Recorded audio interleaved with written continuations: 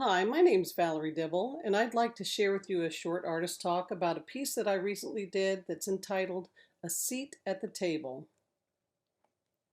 I'm professor of art at Kennesaw State in printmaking. I've been at Kennesaw since 1996, and I'm also the coordinator of the printmaking concentration.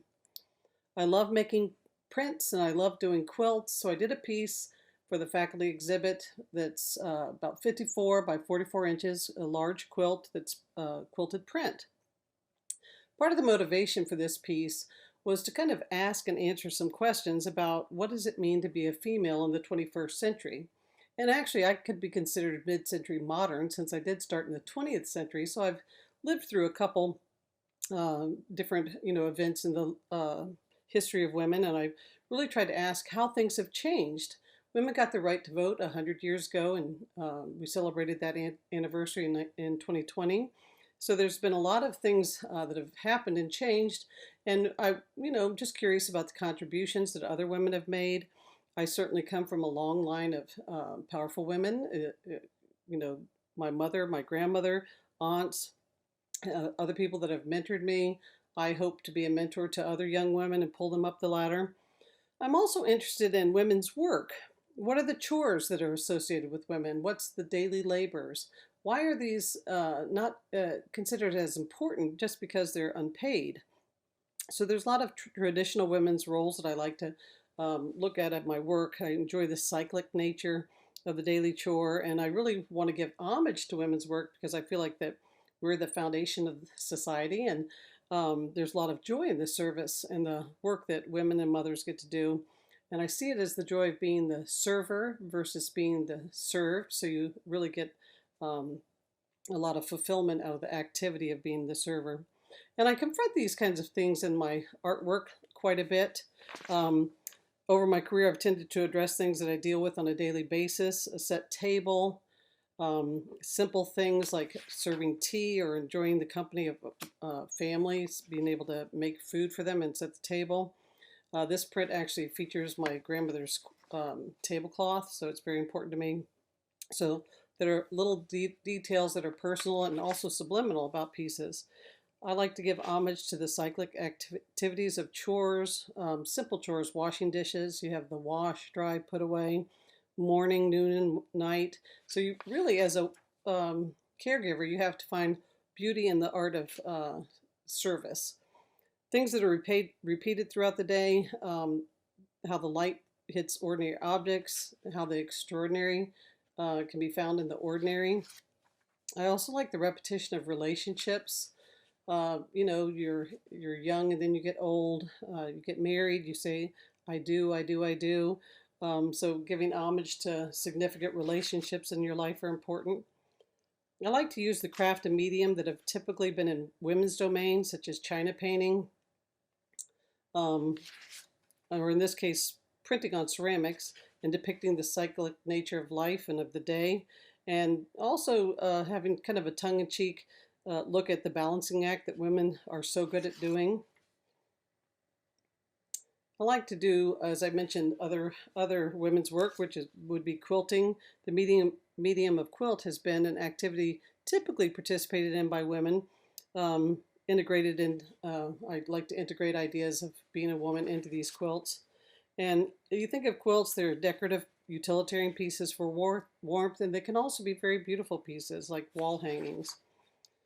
So for the piece Seat at the Table, I wanted to incorporate traditional patterns that have a symbolic relationship within my concept. I chose the paper doll pattern that's very historic, and picked fabrics that replicated a variety of skin colors to represent all women. I tried to work out sketches in my sketchbook that I scanned and then worked them with digital tools to refine them and make them ready to print. You'll notice that on the quilt, I ultimately added a halftone pattern to their faces to refer to the fact that they can only be known as media images. These women that I so admire and have looked into their lives and appreciate their contributions they've made to improve the quality of my life, I'll never know them as flesh and blood, although I do owe them so much. I was so inspired this year, or 2020, by the 100th anniversary of the 19th Amendment, which gave women the right to vote. What is the history of this amendment? Who are the individuals who worked towards this accomplishment? As I mentioned, I come from a long line of women, and I was really curious about this history. There are numerous individuals who were instrumental in securing the vote, and there are also an enormous amount of people who had an impact but are anonymous that we don't know about. So I felt that the paper dolls were symbolic of these women, kind of a repeated image of solidarity. So piecing this quilt together and making conceptual decisions as to what to include was kind of like a puzzle that I had to solve. I looked through history. Oh my gosh, there were so many women I could have included. So I just ended up picking ones that I felt were the most significant. Alice Paul was certainly one that I was interested in. She's an American suffragist. She's interestingly enough born into a Quaker family, as are several of the other people that I include, and this is an important fact that I'll talk about in a minute. But she was very active with the country's women's movement.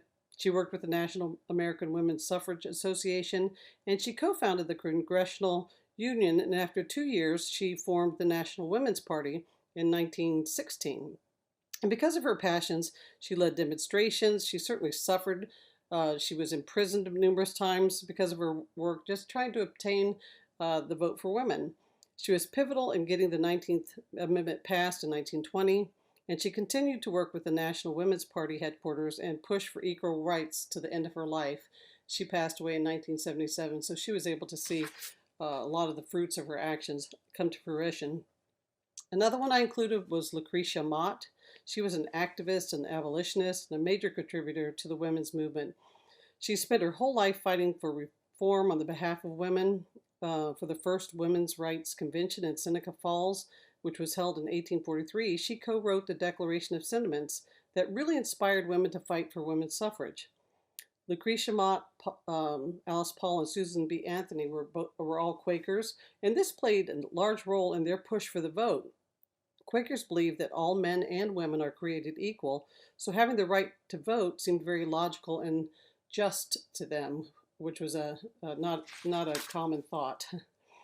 Another really wonderful person was Elizabeth Cady Stanton. She was an author, she was a lecturer, she was a chief philosopher for the women's right and suffrage movements.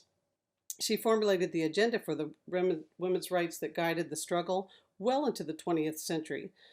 She and Susan B. Anthony collaborated on many activities that promoted the women's movement. They founded the National Women's Suffrage Association, the NWSA. And while doing all this, she also raised 7 children. So she really understood the concept of being a working mother, even back then when she was actively promoting women's rights. Susan B. Anthony was certainly the forerunner in the establishment of the women's suffrage movement in the United States. She was president of the National American Women's Suffrage Association, the one that I just mentioned. She co-founded with Elizabeth Stanton. Her efforts were integral in giving women the right to vote and getting the 19th Amendment passed. The 19th Amendment is known as the Susan B. Anthony Amendment to honor her work on women's rights. And in 1979, she became the first woman to be featured on a coin in the U.S. Mint. This kind of, to me, gives new meaning to pass the buck, or perhaps even better, the buck stops here. One of the most amazing people I've read about, and I would encourage you to look into her more, is certainly Sojourner Truth. She was an incredible African-American woman. She was an activist, an abolitionist, and an author. She had such a hard life. She was ill-treated by several masters. She ended up escaping to freedom in 1826, but only was able to take her infant daughter with her. She had to leave her other children behind. She eventually was reunited with her children, but it was, if you read her story, it's just an incredible, long, and hard struggle. She did many amazing things in her life. One was her now famous "Ain't I a Woman" speech in 1851 that was inspired by her faith, and I would encourage you to look that up too. She felt that she was ordained by God to preach against abolitionism and gain equal rights for all. All of her life, she continued working for freedom and rights for women, and she is now credited as one of the most effective human rights crusaders. Certainly, in 2020, I'd have to include Kamala Harris, Vice President-elect, who's now been inaugurated as the Vice President of the United States. the first female to be elected into one of the top two-tier spots in the United States. She began her career in California as district attorney. She rose to attorney general, and then she became a United States senator in 2017. In 2020, she first sought the presidential nomination, but she dropped out before the primaries. She was then invited to join Joe Biden as his running mate in August 2020, and the Biden-Harris ticket won the November 2020 election, and she made history as the first woman and the first woman of color elected as Vice President of the United States. As an older female, I just found this to be an inspirational event to see a woman elected into the White House. Another thing I wanted to include were, I love symbolic elements. I think of my women friends and mentors as flowers in my life's gardens. So the beauty and symbolism of flowers were an element that I thought would add visual interest and symbolism and meaning. I also enjoy Ruth Bader Ginsburg. So as an homage to her and all of the contributions she made towards women's rights, I put her, one of her jabots on each one of the ladies on the table. And each one has different meanings. You can look through the list here and kind of get a sense, but she wore them for different occasions to give different messages, and I got a real kick out of that. So I want to thank you for your interest in my piece. Thank you for coming to our exhibit. I ask that you continue to check out the events calendar at Kennesaw State's College of the Arts. There's lots of wonderful activities going on, and I think you'd enjoy coming to campus and seeing what we're doing. It's a wonderful place to be for the arts. To leave you with a little note from my background, 1970s, here's a commercial. Back in the old days, men were the masters, women were the slaves. Women had the duties, men had all the rights. Then at last, women won their rights, and one by one, they won them all. You've come a long way, baby, to get where you got to today. So we have come a long way, baby.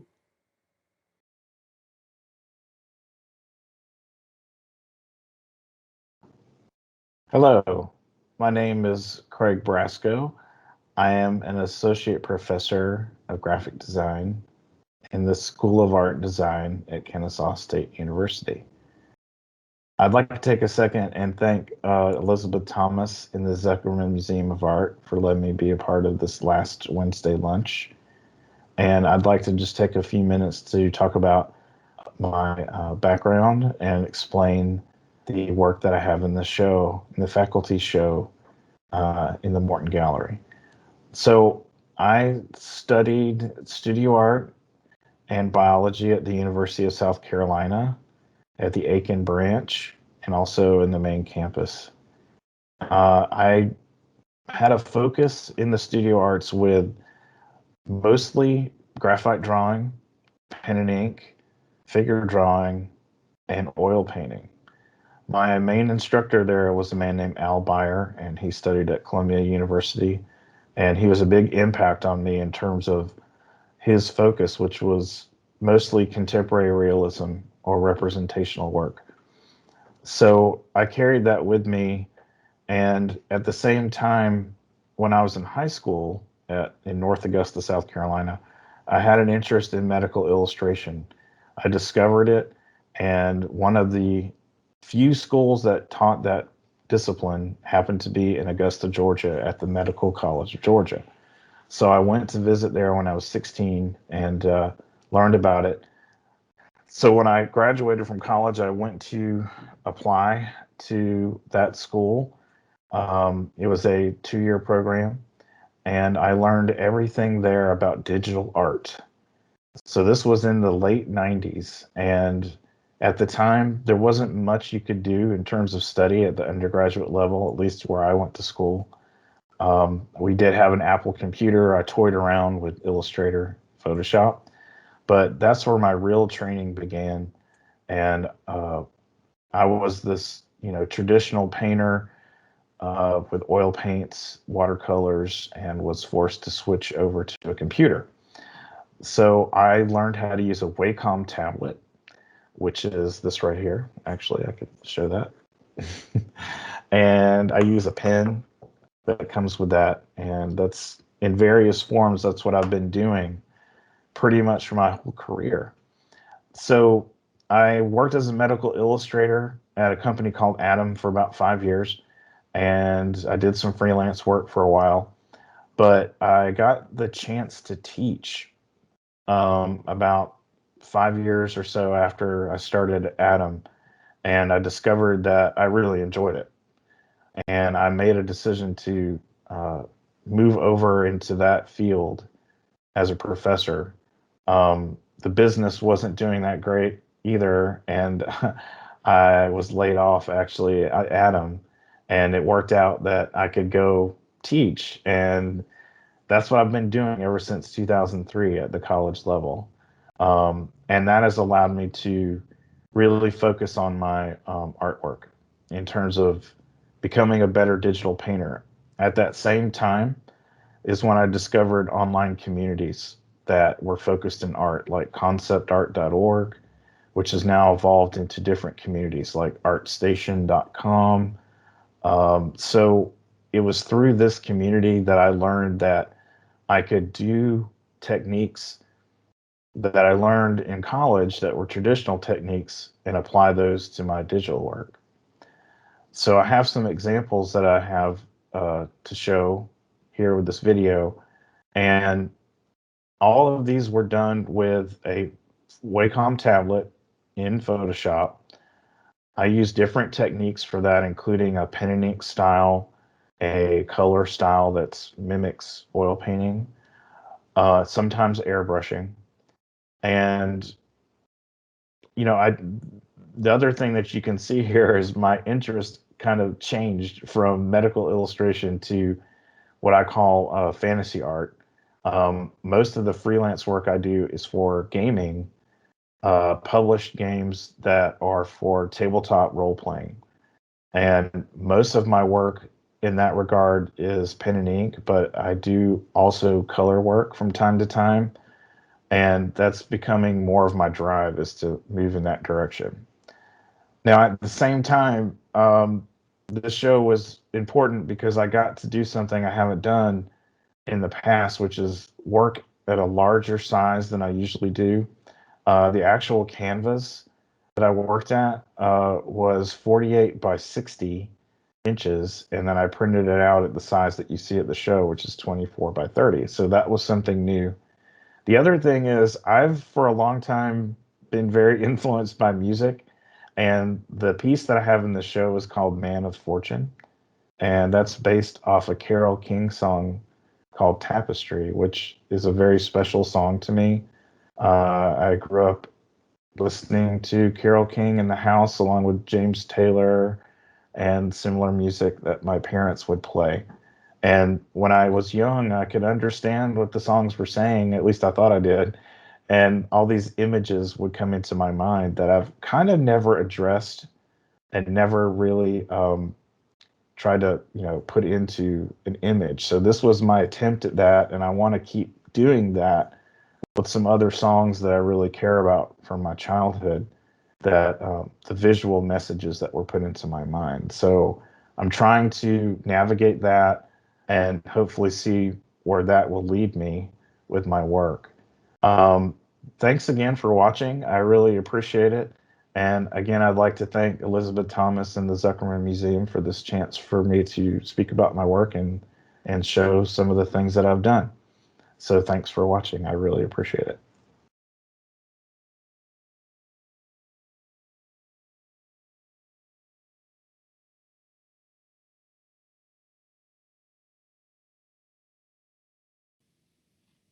Hello, I'm Donna Kolbeck, a senior lecturer in the School of Art and Design in the College of the Arts. I'll be speaking with you regarding the Kennesaw State University Studio Faculty Exhibition on view at the Zuckerman Museum of Art and the piece that I have in it, along with some information about my artistic process. The School of Art and Design Faculty Exhibition includes several faculty members who all instruct studio art classes. I'd like to thank Elizabeth Thomas, Education and Outreach Coordinator at the Zuckerman Museum of Art, for coordinating the artist talks and providing several questions which I will address during this presentation. You can see the piece that I have, Spirits, on the right-hand side. My background includes an MFA from Rochester Institute of Technology, along with a BS from Nazareth College in Art Education. I'm a University System of Georgia Governor's Teaching Fellow and am a KSU Chancellor's Learning Scholar, also a part of the USG. I've had a visual art career with positions in education and museums, and am currently a senior lecturer for Studio Foundations at Kennesaw State University, teaching Drawing 1 and 2D design and color theory. The piece included in the exhibition is titled Spirits. It is a mixed media piece with charcoal, graphite, wood, and watercolor. You can see an idea of scale with the picture to the right-hand side. One of the questions prepared by the Zuckerman was, what inspired your current work in the exhibition?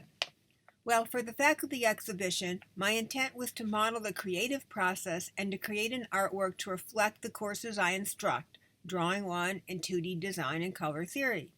The original inspiration for the artwork was a piece of twisted wood. In-process photos highlight aspects of this creative process that will follow, and an artist statement provides insights regarding the conceptual idea. These in-process photos show how I arranged and rearranged the piece of wood and conducted the drawing and watercolor. I decided that a more condensed version was more powerful. One of the questions asked was, do you believe in taking risks, experimenting with new media to broaden your visual voice? And in the Spirits artwork, it was a way to experiment with mediums I typically use separately. It was an opportunity to focus on the conceptual idea of an artwork. Ideation and conceptualizing are aspects of making art that I stress to students, and the conceptual idea is a dominant voice in art today. The time frame for the exhibition aligned in a way that made me more reflective of current events, adaptations to the new normal of life during a pandemic, and responding to emotions and situations that occurred during the year. The artist statement for Spirits, subconscious and conscious intertwined as a conceptual idea for this piece evolved. The 2020 year was permeated with the sense of loss, beginning with the unexpected passing of my mother on Ash Wednesday. Immediately followed by the coronavirus pandemic with lockdown separations and continuous focus on lives lost. As an instructor, I encourage students to identify their values, feelings, and emotions and to visually depict them. For myself, a visual and symbolic association with the spirits emerged upon finding the twisted and frayed wood reminiscent of figures often rendered in folk art. Against a charcoal background, a ghost-like figure is defined with graphite reflecting Drawing 1 course mediums, along with a transparent version in watercolor, suggesting a sense of movement and spiritual passing. Another question presented was, do you have specific materials or techniques you prefer to work with? And where do you create? Well, I enjoy watercolor painting and often paint with a plein air painting group where we paint at outdoor locations followed by critiques. We capture the essence of a subject or a scene. Finishing touches are added later inside, and for other paintings, I use reference photos. Subjects include outdoor scenes, often with water, flowers, and architecture. The watercolor paintings to the right are from a recent exhibition featuring the Mountain Air painters.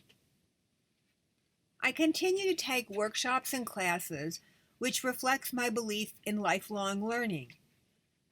I'd like you to take note of the woman to the top left, as I'll be speaking about her shortly.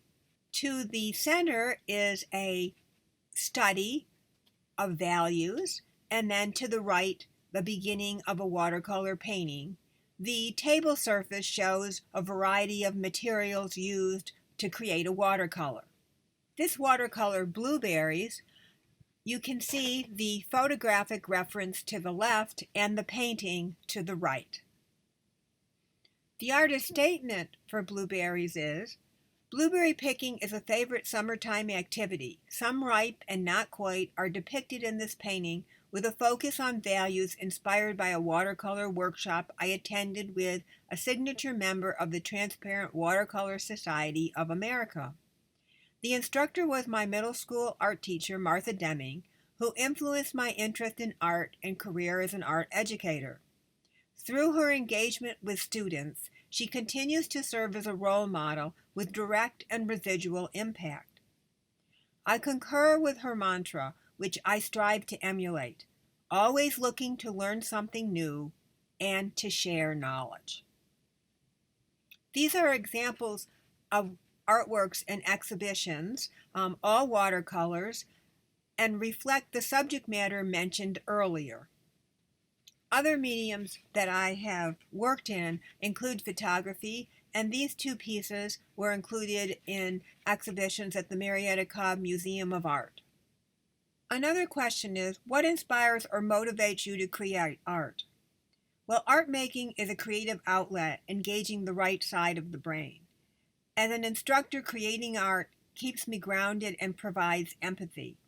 I experience conceptualizing and decision-making as part of the creative process, just as students do, enabling me to relate to students and to other artists as well. The Zuckerman Museum often features exhibitions of student work. The New Visions 2021 student exhibition was held in the early part of 2021. It featured two of the students I had in the fall semester, Camden Thomas and Trey Scott. Thank you for the opportunity to talk about art and continue to support the Zuckerman Museum by visiting often.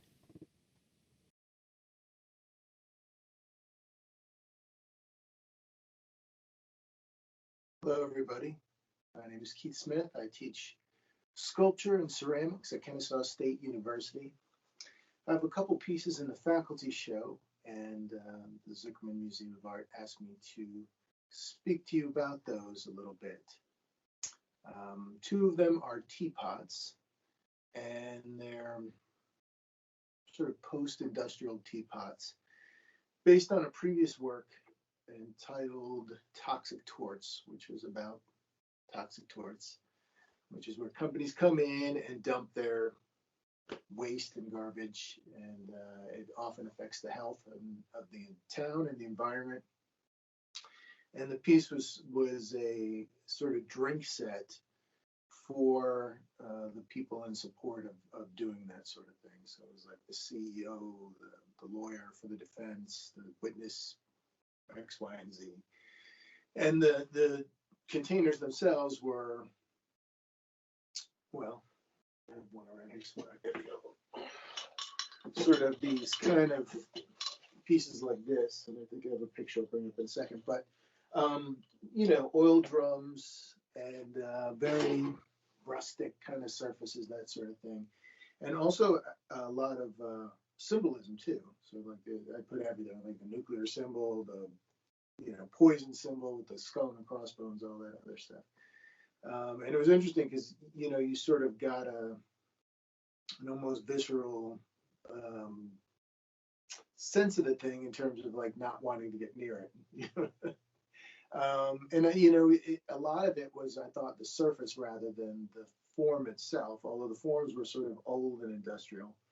So these teapots, which are sort of post-industrial teapots, are really sort of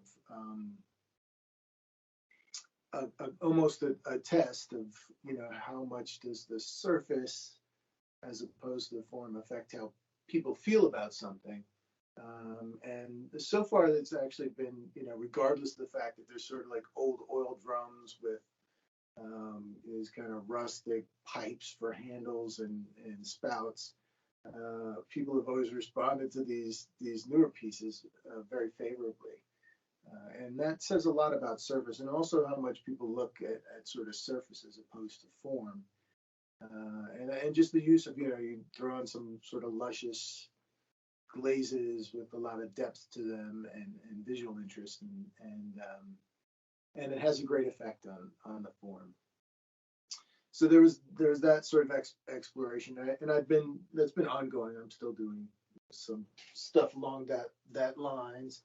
But the other piece is a wood piece, which I don't get to carve often, but I really enjoyed doing this. And it was during the pandemic, and we did a lot of hiking